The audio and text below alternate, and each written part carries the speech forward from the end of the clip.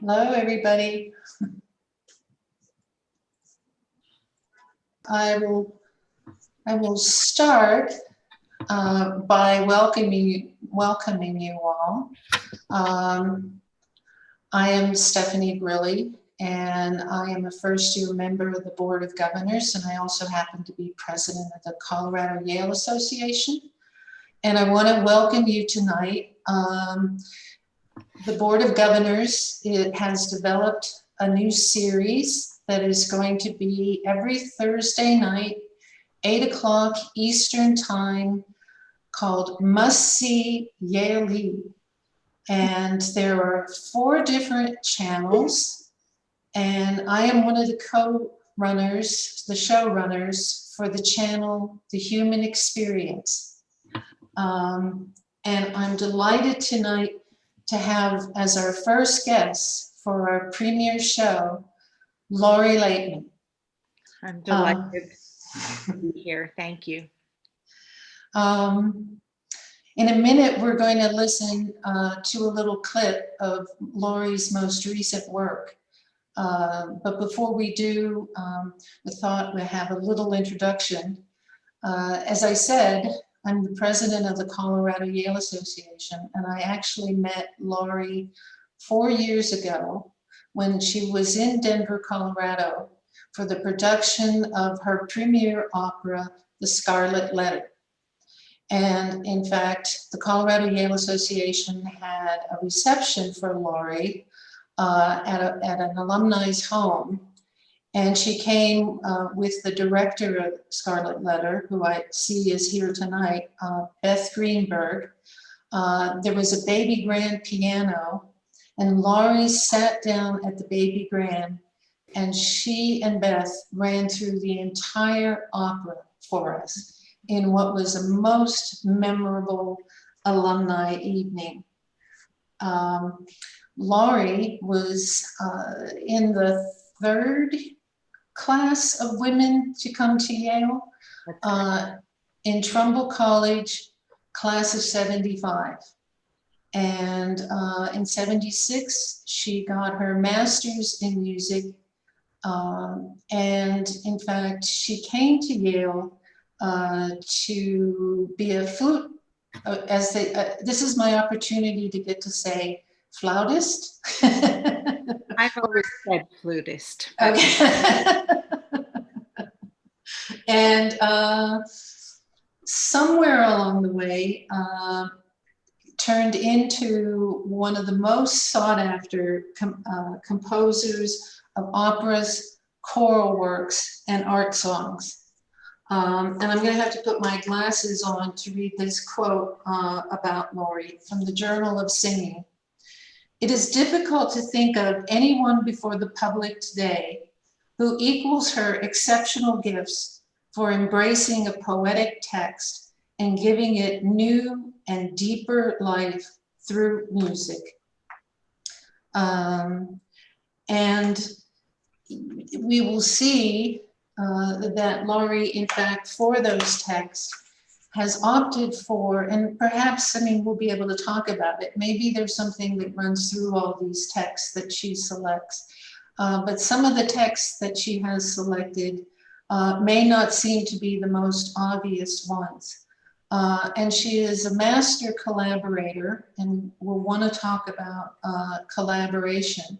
But among her most prominent pieces are, besides The Scarlet Letter, the opera Vadim.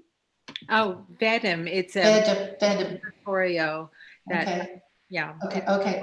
Holocaust-themed oratorio, but it is being staged by Indianapolis Opera in a double bill with Brundabar, and it's been postponed yet again because of the virus. But it's a very dramatic work. Okay. And then there's perhaps a little lighter, a children's opera, Three Feathers, based on a story by the Brothers Grimm. And the piece that she's working on currently and has been a pet project for some time is Ludlow, based on a poem about the 1914 massacre in a Colorado mining town. But in fact, I think now we should probably listen to a little 2-minute excerpt from the opening of scene 2 of her most recent piece, Uncovered, which is a 1-act chamber opera based on the memoirs of Leah Lax about her experience joining the Hasidim in an arranged marriage and subsequently bearing 7 children, which is something that we're most wanting to talk to Lori about.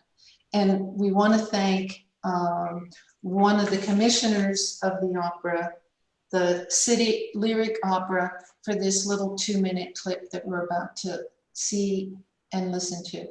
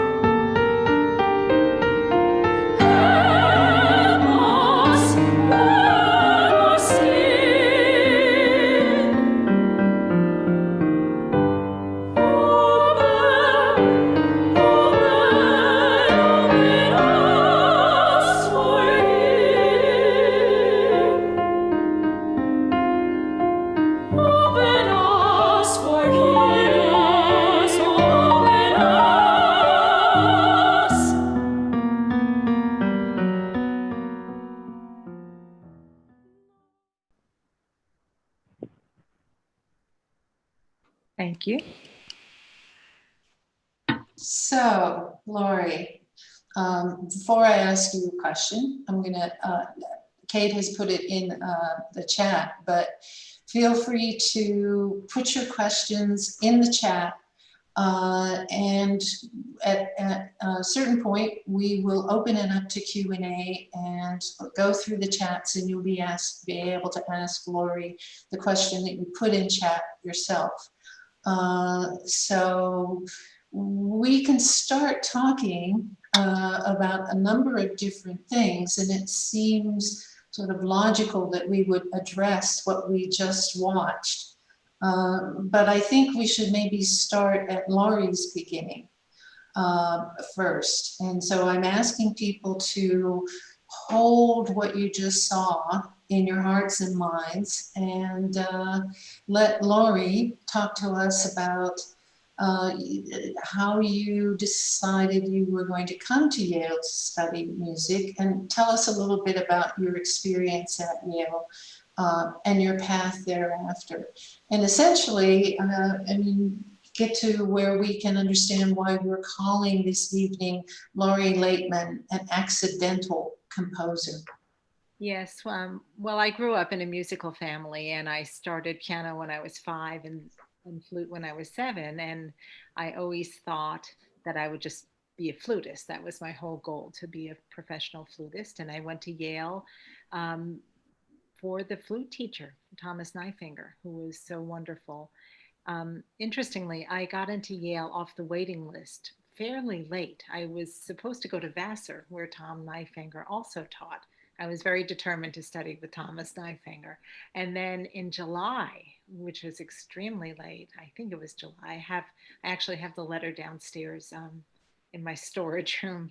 I got into Yale, and I just I wanted to go. And when I went there, it was a huge revelation to me because all my friends were composers, and composing had seemed so magical to me prior to that experience. And then these were my friends, and they were like ordinary people, and they were composing, and I felt kind of left out. So I started composition lessons my sophomore year at Yale. But the best class and the most influential class that I took was in graduate school with Frank Lewin, and it was a class in writing music for film and theater. And we studied how other composers addressed action and drama and mood setting and how they created dramatic music for those moments. So I learned so much in that class that even though I'm not writing for film and theater anymore, although I did early on in my career, I use these techniques every day when I'm writing vocal music. And I treat the libretto or the poem as if it were a film. I'm still creating music to dramatize the situation and to illuminate the meaning of the words. But of course, with voice as opposed to just instrumental, incidental music, you have to create a line that is very singable and that enables the singers to get the meaning of the words across. So, yeah, for many, many years after Yale, I was kind of torn. Was I a flutist or was I a composer? And I played a lot of concerts on flute. But when I started having my children, there was no time to write film scores or theater scores because the time demands were so um, intensified. And then, you had to take care of your family. So for a long time, I just sort of wrote little chamber music pieces. And I would say they were okay, they weren't anything spectacular. The big turning point came for me in 1991 when my friend Lauren Wagner, who had been my roommate in Interlaken one summer. She was a wonderful soprano, won 5 international competitions. And one of her prizes was making a debut CD. And she called me and asked me to write songs for her CD. And I remember saying I couldn't possibly do that because I had no idea how to write a song.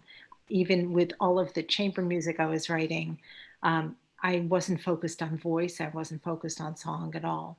And then I wrote my first song and it just flew out of me. It was so easy. I thought this can't be any good.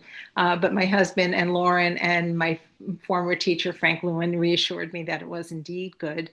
And it was just, I discovered I had this gift for writing for the voice. And just an intuitive sense of drama. So since that first song, I've just never stopped writing for the voice, and I've written over 300 songs. And I got into opera also, sort of in a weird kind of way. Somebody from University of Central Arkansas, where I was in a residency one summer, asked me if I would write an opera for their school, and I said sure. So it was just like, it wasn't like I had a grand plan to write opera, but I approached it the same way that I approached writing art song. I let the words guide me. The words are paramount, and everything I do is in an effort to set the words properly so the singers can communicate properly to the audience and to create drama and hopefully beauty. So that there's something about, I mean, I'm not I'm an expert in music, but I sense that there's something about the flute in its capacity to have something be very lyrical. Sure. That is about the voice, so that there's kind of something organic about that transition. But Yeah. what was it in your background that suddenly made you, or seemingly suddenly made you, or was it suddenly, to deal with the word and Um, to deal with text? yeah, what was it? It was just Lauren forcing me to do it. That's plain and simple. And then discovering that I was good at it, and that, with that first song, it was like better than anything else I was writing. It was like, wow, that's easy for me. I want to replicate this feeling because it felt so good, you know. And then it became almost it's thrilling and challenging, and like you're solving a puzzle with each poem. You have to discover its inner structure and ways that you can connect and make a song, hang together. And I never know what I'm going to do ahead of time. I never have a melody, and I never squish words into a melody. I let the words inform me, and I try to, use melody. I write the vocal line first. I use melody to emphasize the most important words in a phrase. So if something is very important, I might hold it longer or take it higher or have a leap to it. Um, so I consider myself almost a translator. I'm translating the poem into Lori's music. And that's what's so interesting, because you can have many great composers can set the same poem, and they can all be wonderful settings, but because they're going through the filter of the composer, they can come out completely differently. And then of course they can be set by bad composers too, and then it's awful. Some people really do not know the best way to work with a human voice. They might be a very good composer for instruments, but it's a totally different beast when you're writing for the voice. So can you elaborate on that a little bit? I mean, what is it about the human voice Well, that requires a certain consideration? sure. You want to respect what a voice can do. Like, let's say a flute or a clarinet can leap from very low to very high easily. It's or fairly easily. I mean, Bach did it all the time. You have a low note, and then lots of little noodlings and a low note, and you can, just with your mouth or your fingers achieve this very easily. But with a singer, you don't want to jump around so much. You have to know what a singer can do. You don't want to write crazy stuff for a singer that isn't singable. But unfortunately, a lot of people do that, I would say. Um, I just don't, they're used to writing for instruments, and they don't understand the mechanics of the voice. So have you written or rewritten things with a certain singer in mind? Like, oh, this person can hit this note, or Absolutely. In fact, for the Scarlet Letter for Hester, Elizabeth Futrell was our Hester Prynne for most of the project, and then the debut, the premiere was pushed back for 3 years, and she got sick, and we had to find a new Hester. And our new Hester was the great soprano Laura Claycomb, and Laura was a coloratura, which means that her range went very, very high. So I rewrote a lot of it to show off her talent, her particular talent. But I also kept some of the old writing. So some notes have more than one choice for Hester Prynne. It can be by a lyric soprano, it can be sung by a coloratura. And I even have some low note options. So it's a very versatile role. Although I would say that um, psychologically, it works best with a coloratura, because the whole point of Hester is that she is outside of the community. She's estranged, she's ostracized. And having her range be so far above everybody else's is just an example of what you can do to give insight into a character. so you said that Hester was ostracized, and I must say that, looking at the list of your works, that you seem to be drawn to the outsider. Well, Or, I think I'm drawn to what I hope to achieve in the operas, or finding good stories, stories that need to be told, stories that are strong stories, and hopefully, you know, that have a strong female protagonist. You know, certainly that's true in Scarlet Letter, even though Hester is, you know, the one who is ostracized. She is the moral strength and the core, the moral core, the strong person in the opera, while the men around her are disintegrating. She's the one who understands what is true and what is necessary. With Uncovered, from the clip that you just saw, that is based on Leah Lax's memoir. And Leah is somewhat like Hester, except for she's a real person. But she was also in a community where everything was dictated, you know, and it took a lot of strength for her to leave the community. Um, so but I think the real moral of Uncovered is that if you live a lie, there are going to be some pretty serious consequences. And they don't only affect you, they affect everybody you are involved with. And it can go on for generations because Leah was gay and she hid that fact for 30 years, marrying a man, having 7 children. She had an abortion with the eighth when her life was in danger. And it took her all that time to find the strength to live her truth. But So what brought you to that text? I met Leia in a small group on Facebook of women librettists and composers. And she had a question like, I've written an opera and it was only done once, and I just don't know how to get it done again. And honestly, I just thought that this was a very naive person because the truth of the opera world is it's very, very hard to get things done more than once. It's unusual to have something that just enters the repertoire right away. So I wrote to her and I asked her who did she write the opera for and what was it about. And it was actually a commission from Houston Grand with one of Yale's faculty, Chris Theophanidis. And so she was no, she wasn't that naive about writing libretti, but a little naive about how the opera world works, you know. And then at that point, he was writing her memoir and it came out. I bought it, I read it, and I thought initially that this would make a very intriguing song cycle, a set of songs. And then the more I thought about it, I thought, well, it would really make a terrific one-act opera.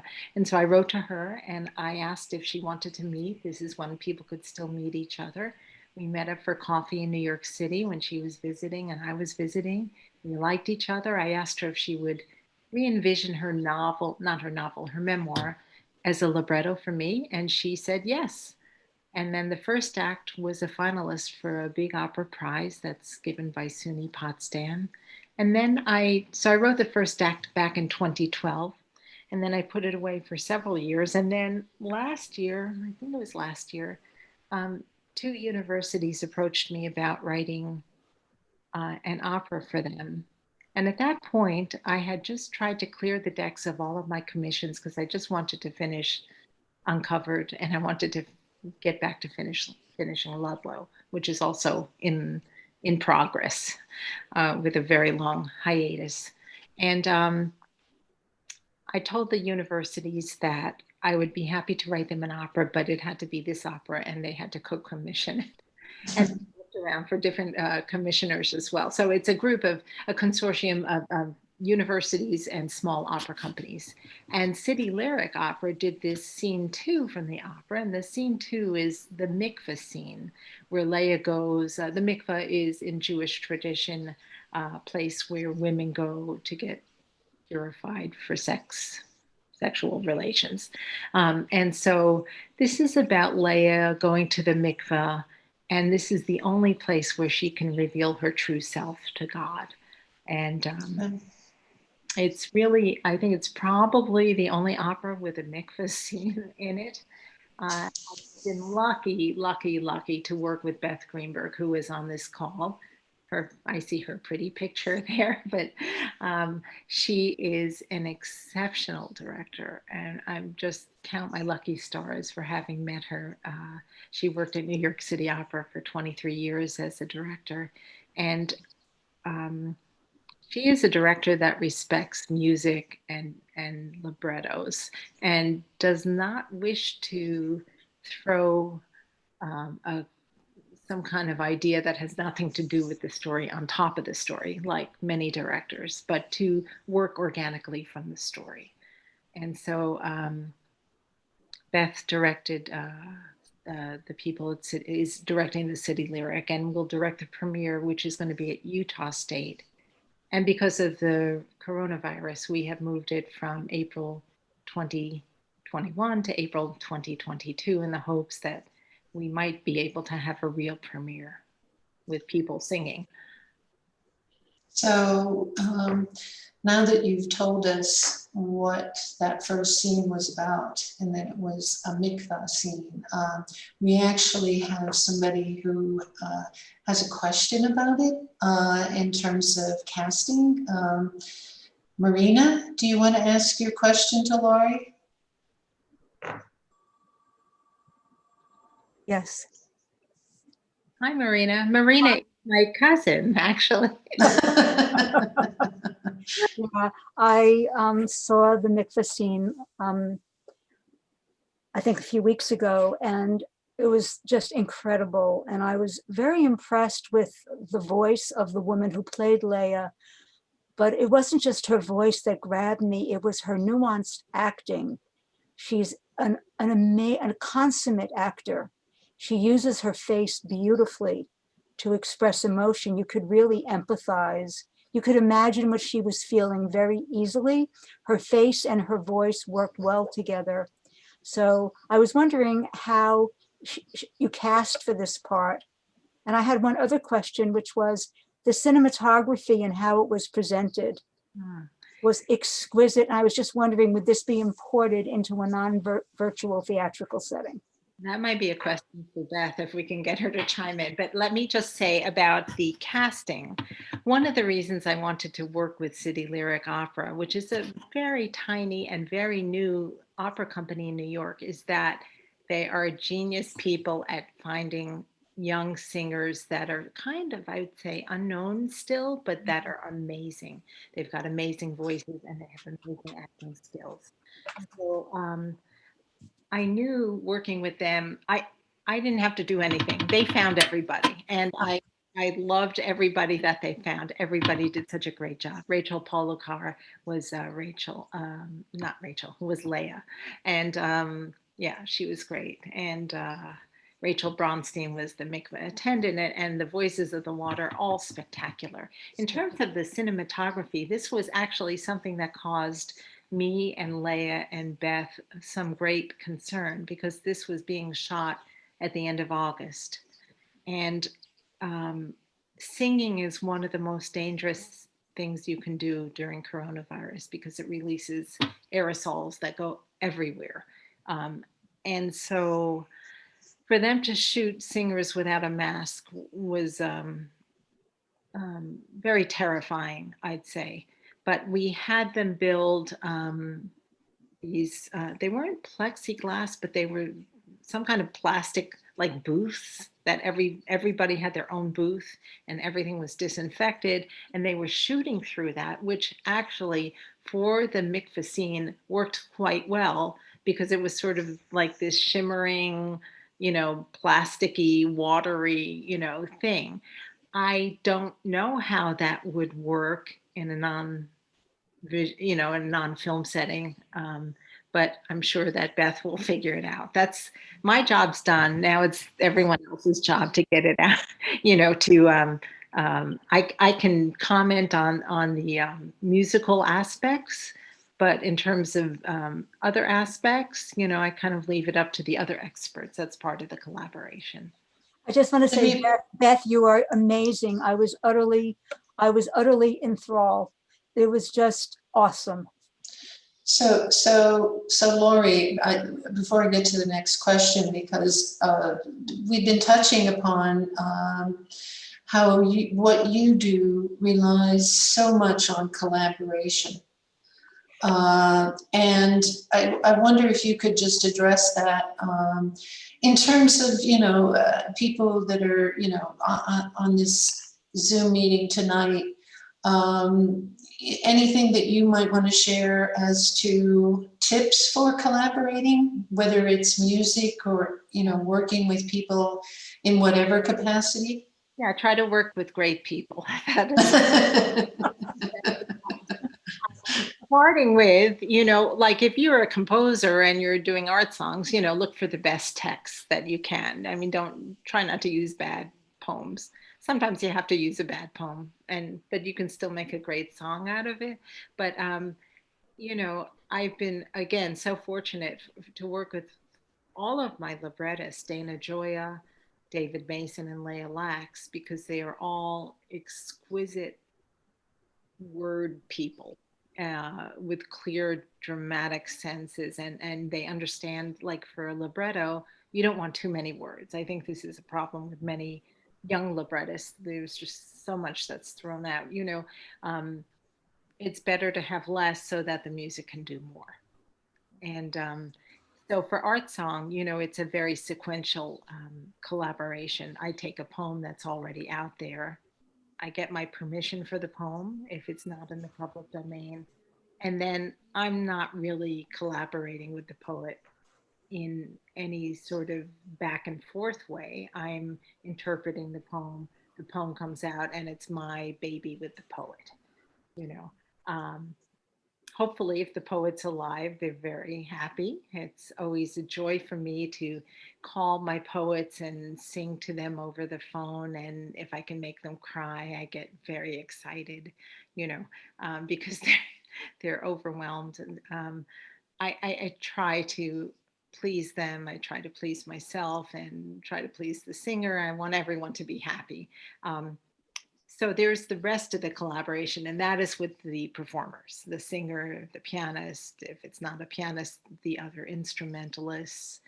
Um, for a singer, if a singer is unhappy with a particular note and I'm still in the process of composing something, I'll change it. And even after I'm done composing, if I get like emergency emails all the time, like I want to sing this song of yours, but I can't sing this note in this measure. And I say, okay, well, here, try this note. And I send them another note. I'm pretty flexible because for me, notes are important, but the way I construct my songs is more drama is of the utmost importance. So we do have a question from Dr. Juanita Uloya, who is class of 78, and she says she is a crossover classical mariachi singer called Operachi. Great. And she has a question for you. Okay, wonderful. Hi, Lori. I'm so honored to meet you. To meet you. I did a doctorate in my 50s, and we got to study you, and it was really great for me coming from the Latin American music field and getting a more rounded view of all the American art song composers. And you were very big on the list, and it's so exciting to see more women taking part in art song in general. And so I really see you as such an important figure. So I just wanted to say that first of all. But I had to ask you, since I do this very unique niche thing, if you have any interest in Latin American poetry and art song. Sure. I would love to talk to you about that and just find out your interests. Yeah, in fact, the Scarlet Letter came about because when I was doing that residency at University of Central Arkansas, it was actually for the Festival of Songs Across the Americas, which was about North America and South American art songs. And so we had some composers from South America, Irma Urtiega. Do you know her at all, her work? I do not. I'd love to know her work. Yeah, she has a pretty big catalog, and there were some other people there whose names I'm blanking on, but there's so much great South American art song. Oh my gosh. Yes. I have a lot of friends that sing that repertoire and that are specialists. Well, if you ever decide to set anything, I hope you'll just keep my name in your mailing list there, because one of the problems with Latin American song in general and music is that we are having trouble copywriting a lot of it in the United States, even though there's this humongous repertoire. And so if people are composing more up here in a contemporary fashion, and collaborating, it just opens up a path for everyone up here. Great. Can So you thank friend me you. on Facebook? I'm sorry? Can you friend me on Facebook? Oh, I will. Thank you. Okay, will do. Thank you. The best way to keep in touch for me. Okay. So yes, if you do have, remember, if you have any questions, just put them in the chat and, Lori can answer them for you. What Juanita mentioned in terms of being not that many women in art song, can you speak to that aspect of your career? Yeah. Well, I mean, I have a lot of friends that are in art song and that are women. Juliana Hall is a wonderful colleague of mine. She's also a Yaley and had gotten her master's at Yale School of Music and writes terrific art songs.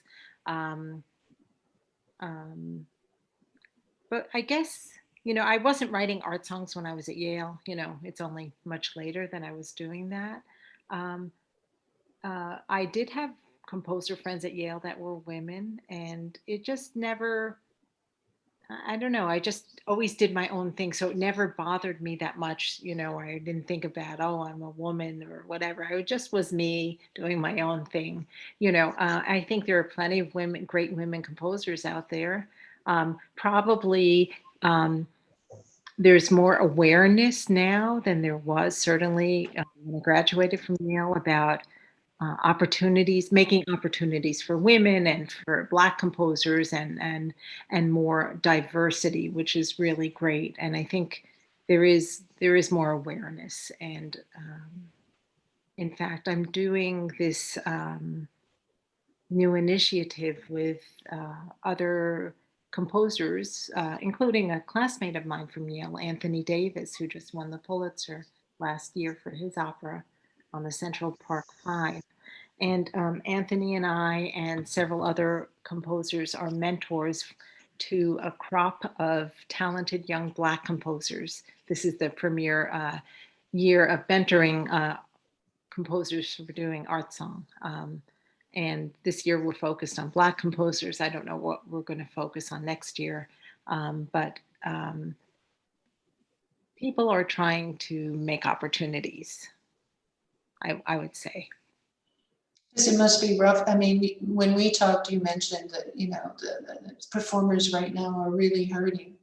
Oh, this is brutal. I mean, nobody can sing, unless you're wearing a mask. You certainly can't do opera. I mean, they were doing opera in Europe, but I don't know how long that's going to last. Everyone's going to get sick.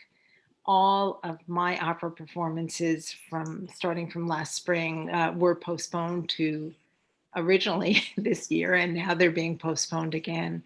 And orchestras aren't playing, or I mean, you have to be very creative. You have to space people out, have people wear masks. Not only is it dangerous for singers to sing with regards to coronavirus, but also flutists, wind players, brass players, anything that will spray your aerosols all over the place. And people have no work. I mean, it's just dreadful. And I don't know what's going to happen. And I don't think there's enough support for the arts in general, and there's certainly not enough support for artists who are suffering right now. So we have a question. I think is David Spees. David? David, is it? Yes.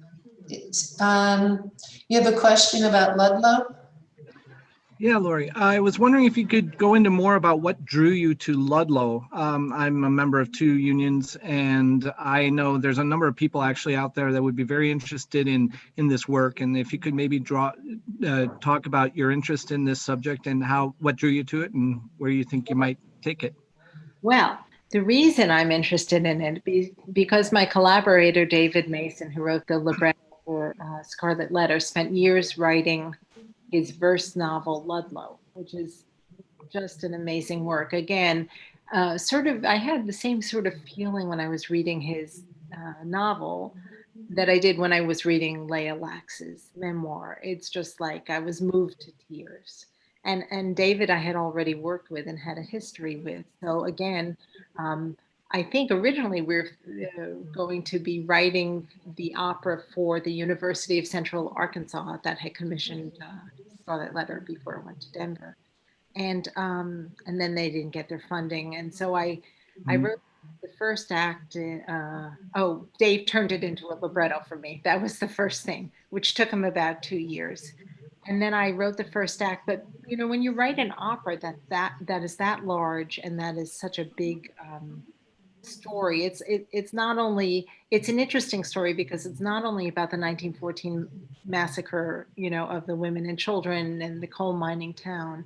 It's really a story about immigration and the way immigrants were treated in the early 1900s. And unfortunately, you know, we haven't made that much progress. So in the opera itself, the events of the past interweave with the present day.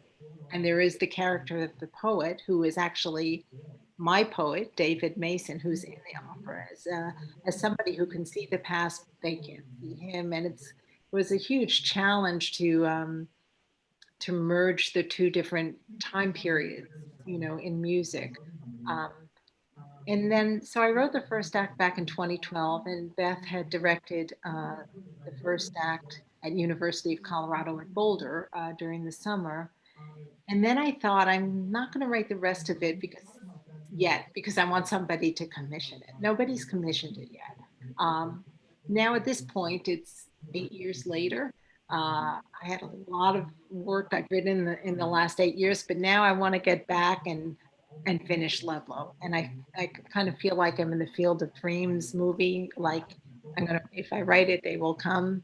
We'll see if that happens. But I just want to finish writing it. I want to complete that. And I feel that over these last 8 years, my skills as a composer have developed to the point where finishing Ludlow isn't as scary and intimidating as it would have been 8 years ago. But in terms of the story, it's just such a seminal event in American history, and very few people know about it. So I'm so happy that you know about it, you know, and I think that we can learn a lot about how we should treat people from this story. And if you haven't read Dave's novel, it's just spectacular. Thank you. So Nancy Upper has a question about, well, I'll let Nancy ask a question. Nancy, you're on mute. Okay. Lori, did you study voice? No. Study voice yourself to feel your music within your own body, your own vocal cords? I do sing everything I write, but I am no singer. When I call my poets or I call Beth to sing a new thing that I've written or whatever, you know, I sing it and they have to use their imagination because it's going to be so much better with a real singer. But I just, my mother was a singer and she sang all the time. I didn't like her voice very much. And I'll tell you why. She had a great memory and she lived to be almost 96 and she could still sing like every song and know every word. I mean, the memory was astonishing. But for me, and she was a trained opera singer, but I felt like the way I always describe it was that I liked ketchup and her voice was like tomato paste. I feel badly. She's dead now, but I always used to say, please stop singing. But I think growing up with listening to her singing, it's just sort of imprinted on my brain, good prosody and word setting and just, I think because of her, I just intuitively know it's just like, I just know what works for voice. It's just a strange, like a super talent or super power, I think. So her voice was too thick and not sweet enough. Or maybe her vibrato was too heavy, I don't know, there's something about it. I mean, my favorite type of voice is like a crystal clear high Yes. Yeah. soprano, Yes. I prefer that, just personally. Mhm. So I'm curious, Lori, because the kind of music that you write, people would tend to think of it as, more for a smaller audience, and a very sort of cognoscente audience. How do you see, and you certainly yourself are not, the composer who's, sort of got her nose up in the air. What attempts or how do you see of making this kind of music something that, younger people can start to connect with? Yeah, well, I mean, I think everything starts with education and being exposed to different types of music. If you've never been exposed to classical music, it might seem a little off-putting, but I do think that, well, speaking from my own music, it's very melodic, it's very lyrical, and it's not difficult to listen to. Yet, I would say it's not, it's got many, many, many layers so that it can appeal to somebody that doesn't know that much, I would say, about music. And the more you know, the more you can find within it as well, because it's, I think it's well crafted, obviously.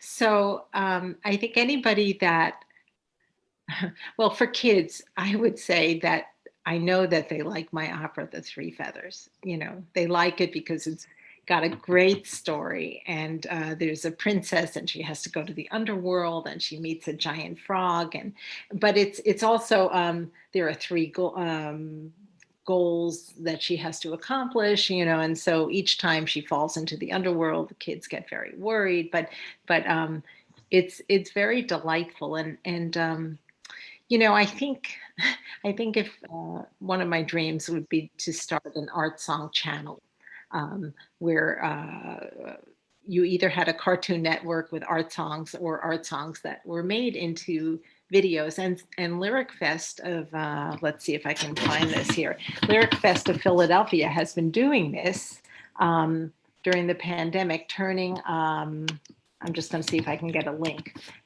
turning art songs into music videos. So let me just share one link here if I can find it. Sorry. So, that sort of thing. Well, I'll have to look for it later. But if you type in, if you go to YouTube, you type in my name, Men with Small Heads and Lyric Fest, you'll see a really cute video. So it was always my dream to have a music video of this one particular song on this poem by Thomas Lux called Men with Small Heads. And it was a true story about how Tom, when he was a child, always perceived that people had small heads. So it was very creative what they did, with this. So, I think they're very, very open, to good music. And I wish there were a better education system in our country. Yay. Definitely. So we're almost up to the hour, and I want to give Jeff Feldman a chance to make an announcement. But before I do that, I want to put Jay Mead on the spot. This is your life, Lori, but Jay is a classmate of Lori, and I think one of Lori's biggest fans. Jay, can you share just one Yale memory of Lori? Okay. Yeah. I I was hoping to avoid that subject, but I'll be happy to. I remember. Well, I'll say two things. First, that my most recent interaction with Lori was that wonderful presentation that you and Beth Greenberg gave in Denver several years ago. I will never forget that, at the premiere of The Scarlet Letter. And that was a memorable evening. Oh. Thank you for that. We were almost in the same class. I was at class of 76 in JE, but I remember you were around JE occasionally. I ran into you occasionally, which was always a pleasure. Weren't you involved with the Yale marching band at one point or another? Is that correct? Is that a relationship you want to admit in this forum? That is my alter ego, Luscious Lori. I wasn't going to say that. Luscious Lori is the way that I have in the past thought of you, Lori, and I say that in the best sense. Because that was you led the Yale marching band out onto the field a number of times. And those of us in the audience, those of us in the Yale Bowl who were still sober, always admired the moxie with which you charged out on the field, flute in hand, with the band chasing after you. So there's my memory, Stephanie. Great. We didn't disappoint. I'm glad we didn't get to not know that tonight we were talking to Luscious Lori.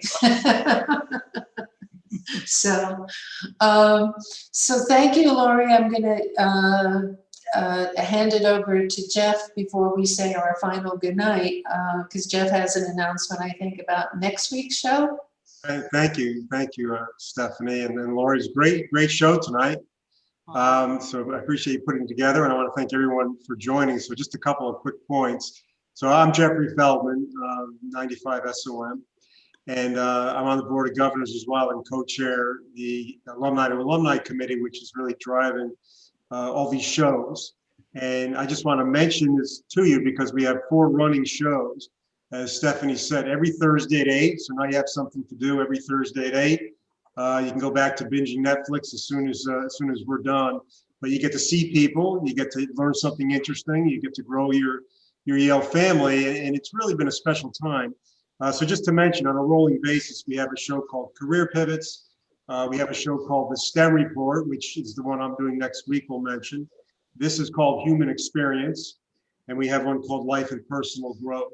So every Thursday at 8, join, whether it's on topic or off topic. I'm more of a STEM person, but I got so much out of tonight's discussion. I'm really glad that I participated. So I encourage you to join. Next week, we'll be talking about getting chicken to your plate, the ag tech of the poultry industry, and you'll learn about some Yale technology, a Yale entrepreneur, and something in the science and technology arena. So I encourage you to join us next week and every week.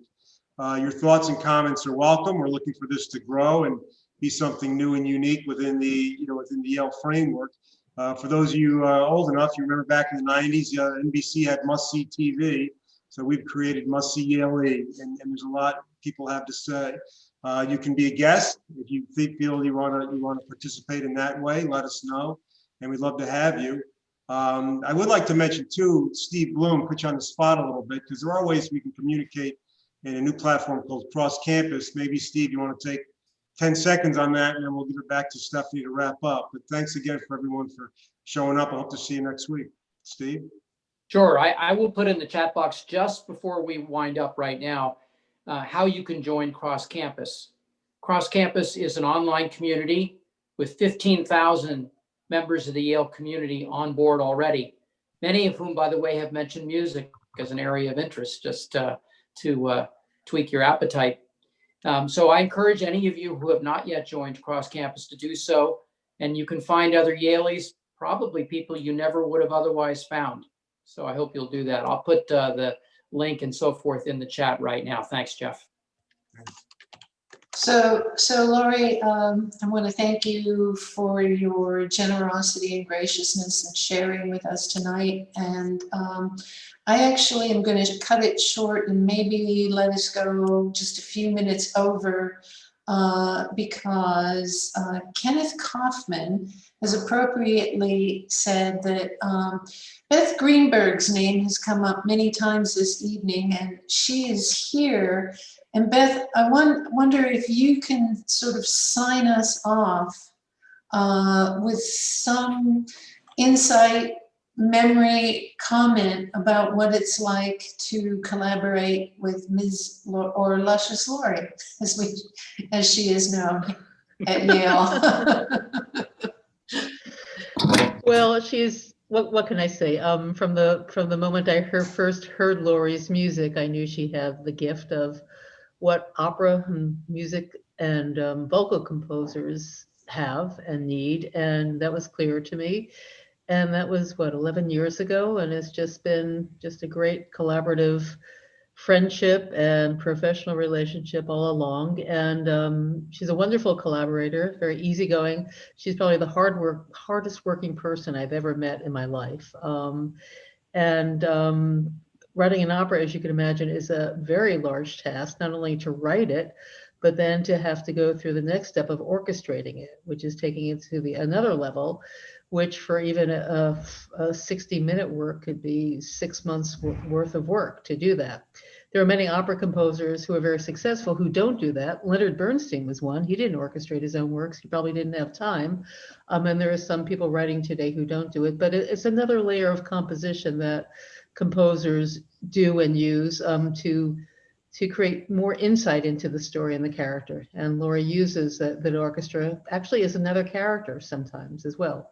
So the audience is getting an even richer version of the story that she's trying to present. And, what can I say? She's an extraordinary person, an extraordinary human being, a very generous person, a very thoughtful person. I'm very lucky to know her and work with her.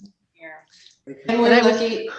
And I have to just say that when we started this, I didn't know, I was in my pajamas already, so I decided at 8 o'clock. Aren't we all? It's pandemic life, and then I thought, okay, get dressed and join you and make an appearance. So thank you. Right. Well, thank you all for joining us tonight, and thank you, Lori, and thank you all. Good night. Thank you. Everybody, take care. Good night, everybody. Good night. Good night.